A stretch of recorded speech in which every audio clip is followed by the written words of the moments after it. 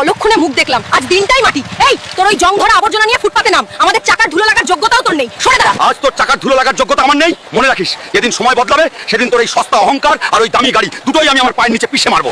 Manager সাহেব, এই গাড়িটার দাম কত? তোর মতো ভিখারির 7 জন্ম বিক্রি করলেও এর একটা চাকা কিনতে পারবি না।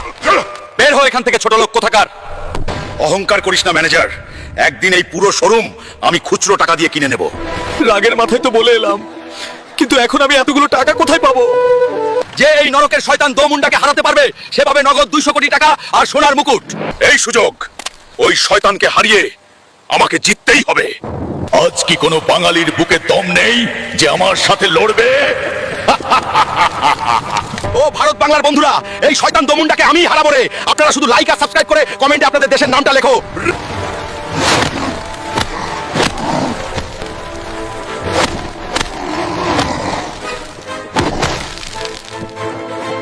আমাদের বীর হাল্ক এই নরকের শয়তান দোমুন্ডাকে হারিয়ে জিতে নিয়েছে নগদ 200 কোটি টাকা আর এই সোনার মুকুট।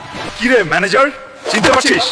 বলেছিলাম না তোর এই পুরো শোরুম আমি পকেটের খুচরো পয়সা দিয়ে কিনে নেব। আজ থেকে এই শোরুমের মালিক আমি। আর ম্যাডাম, আজ তোমাদের ওই বাইক আমার গাড়ির চাকার ধুলোর যোগ্যও না। সস্তা আমি ছিলাম না, সস্তা ছিল তোমাদের ওই অহংকার। এবার রাস্তা ছাড়ো।